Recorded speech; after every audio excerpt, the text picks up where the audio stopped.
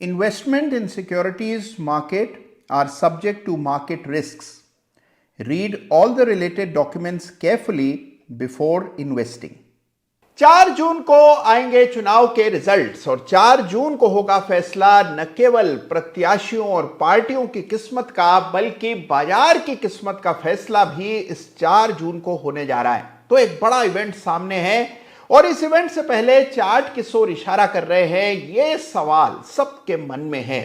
अगर बीजेपी को 303 से ज्यादा सीटें मिल जाती हैं तो बाजार किस तरह की तेजी दिखा सकता है, यह आज के वीडियो में हम समझेंगे। और अगर तेजी आई तो कहां दांव लगाने में समझदारी है, इसको भी जानेंगे आज के इस बहुत ही इंपॉर्टेंट वीडियो में। तो एंड तक आज का वीडियो जरूर देखिएगा।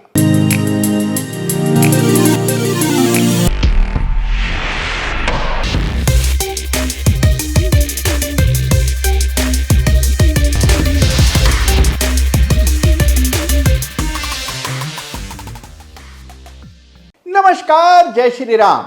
भाई देखिए, इस बात में तो कोई दो राय नहीं है कि चुनाव बाजार के लिए, देश के लिए, पूरी अर्थव्यवस्था के लिए एक बहुत इंपॉर्टेंट इवेंट होता है। क्योंकि क्या सरकार की नीतियां वैसी की वैसी रहेंगी या उनमें कोई बड़ा उलटफेर होने वाला है, यह तय होता है कि चुनाव कौन जीतता है।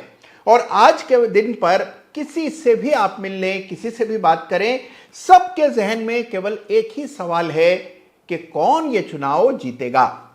कोई जीते या ना जीते, एक बात तय है कि शेयर बाजार ये चुनाव अनिश्चित जीतने वाला है। और क्यों जीतने वाला है, यह आज के वीडियो में हम समझेंगे। सबसे पहले देखते हैं कि चुनाव बाजार के लिए कितना बड़ा इवेंट होता है या फिर ये एक नॉन इवेंट होता है।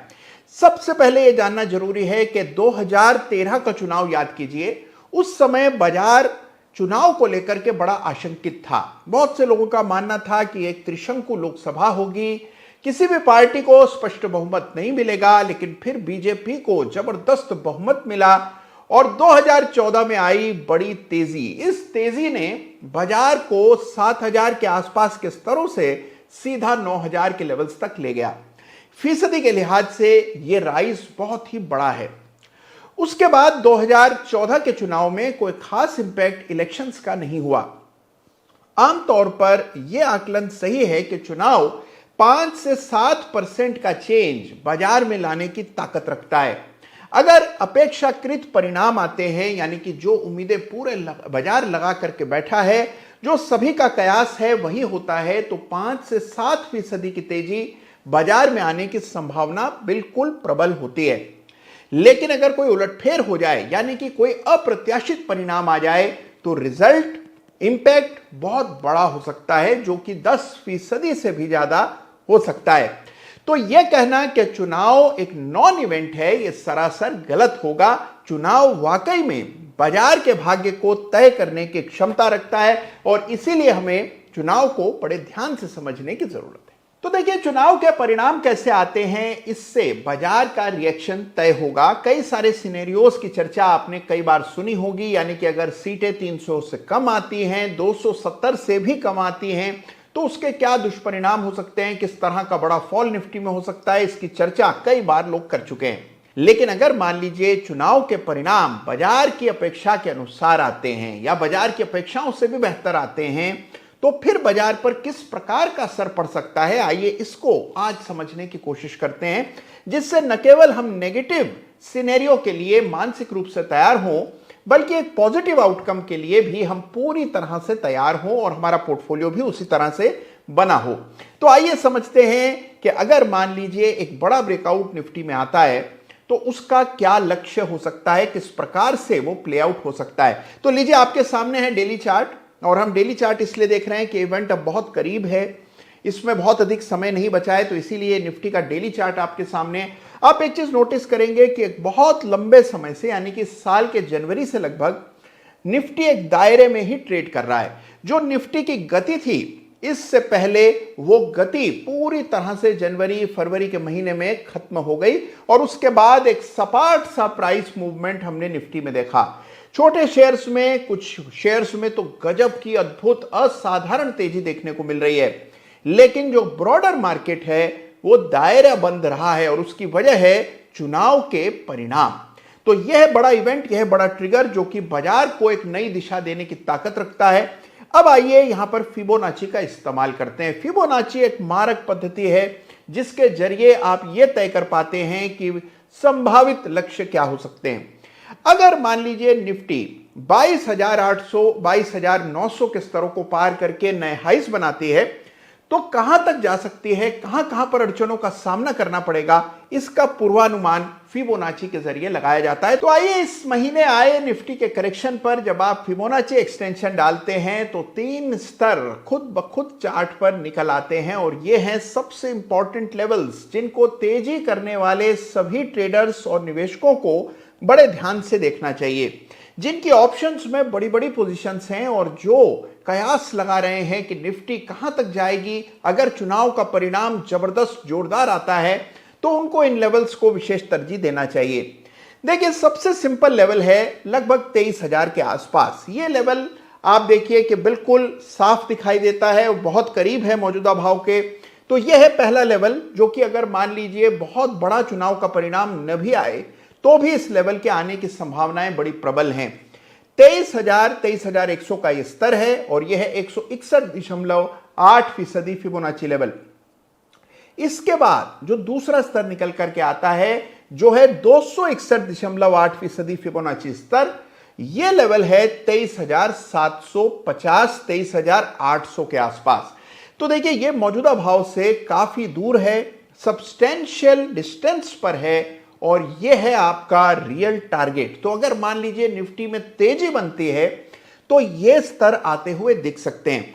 अगर आप ऑप्शन के सेटअप को देखते हैं, जिस तरह के प्रीमियम्स बने हुए हैं, जिस तरह की प्रीमियम की राइटिंग हो रखी है, क्योंकि देखिए अगर आपने कॉल्स खरीदी हुई हैं तो जिन्होंने कॉल्स बेची हैं उन्हें ही नुकसान की भरपाई करनी पड़ेगी। अगर तेजी आती है और आपने 23,000 की कॉल खरीदी है या 23,500 की out of the money call खरीदी है तो जिसने भी वो कॉल राइट की है उसी की जेब से आएगा आपका सारा मुनाफा। तो इसीलिए देखना जरूरी है कि किस प्रकार की सेलिंग ऑप्शन के बाजार में हो रही है।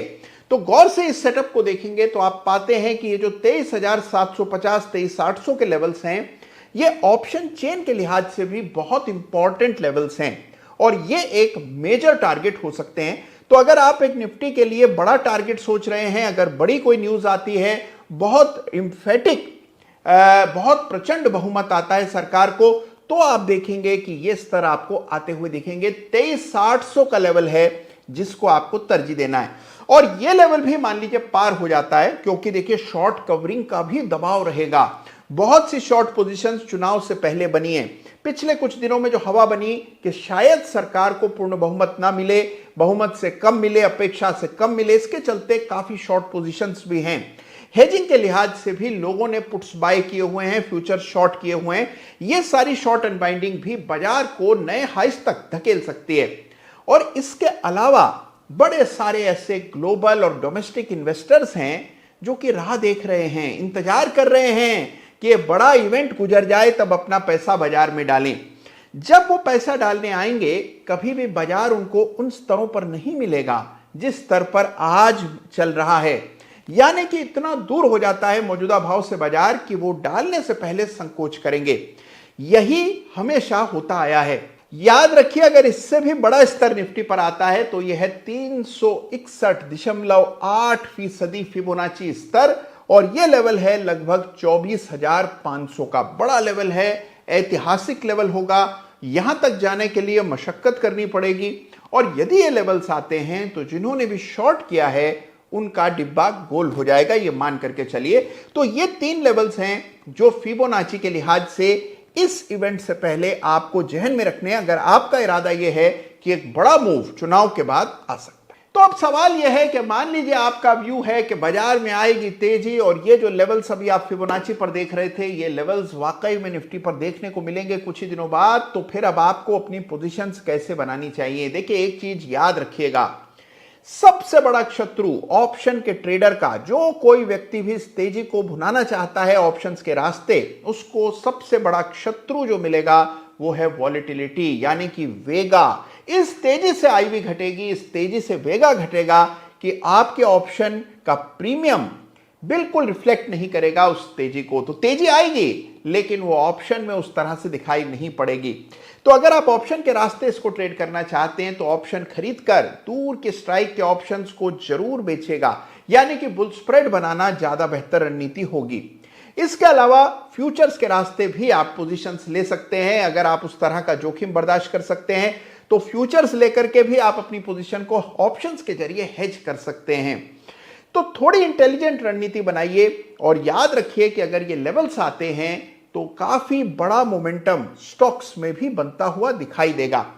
अब इससे एक सवाल ये निकलता है कि कौन से वो सेक्टर हैं जहां सबसे तूफानी तेजी देखने को मिलेगी, यानी कि जैसे ही बाजार एक राहत की सांस लेगा, शॉर्ट कवरिंग आते हुए दिखेगी। कौन से वो सेक्टर हैं जो और चमक सकते हैं, आइए जानते हैं। हालांकि देखिए, पिछले कुछ सालों में परंपरा बन गई है कि चुनाव के आसपास चुनाव को ट्रेड करने के लिए अडानी अंबानी ग्रुप के शेयर्स लोग खरीदा करते हैं।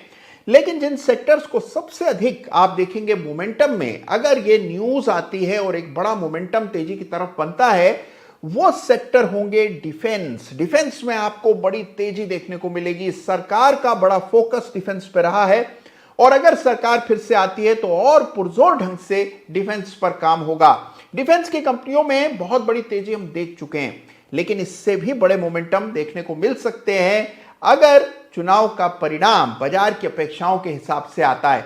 तो याद रखिए कि डिफेंस वो सेक्टर होगा जो कि आपकी फहरिस्त में सबसे ऊपर होना चाहिए। तो दूसरा सेक्टर जिस पर आपको बटन दबाना है वो सेक्टर होगा रेल का। जी हां, रेलगाड़ी तो दौड़ रही है पटरी पर, लगातार बड़ी गति से रेलगाड़ी दौड़ी पिछले कई सालों में और भी गति पकड़ेगी ये रेलगाड़ी 2024 के बाद। अगर चुनाव के परिणाम अपेक्षा के अनुसार आते हैं तो रेल से जुड़े शेयर्स में तेजी की एक नई खेप देखने को मिलेगी। एमएसएमई लेंडिंग की कंपनियां जो कि छोटे मझोले कंपनियों को लोन देती हैं, एनबीएफसीज और लेंडर्स, इन पर विशेष ध्यान दीजिएगा। यहां पर भी आप देखेंगे अच्छी तेजी बनेगी। और इसके अलावा हमेशा की तरह स्टील, मेटल स्टॉक्स में भी तेजी बनते हुए दिखेगी। तो ये सेक्टर्स हैं जिन पर आप फोकस रखिएगा। अगर चुनाव के परिणाम अच्छे आते हैं, बाजार उसे थम्स अप देता है, नए कीर्तिमान बनाता हुआ निफ्टी दिखाई देता है, तो ये सेक्टर्स हैं जिन पर आपको विशेष ध्यान देना है। तो देखिए, चुनाव के लिए कमर कस लीजिए, इवेंट बड़ा है, लेकिन अगर आप चार्ट्स देखना जानते हैं, अपने जोखिम का ठीक प्रबंधन जानते हैं, तो ये इवेंट भी आपको पैसा कमाने के नए अवसर देगा, यानी इस परेशानी में भी आप अवसर खोज सकते हैं। तो इसीलिए चार्ट्स देखते रहिए, अपना बंदोबस्त कीजिए, यहां वहां की बात मत सुनिए, अफवाहों पर विश्वास मत कीजिए। सीधे 4 जून को ही तय होगा कि बाजार का अगला रुख क्या होगा। ख्याल रखिएगा अपना, चार्ट्स देखते रहिएगा। धन्यवाद आपका। जय हिंद, जय भारत।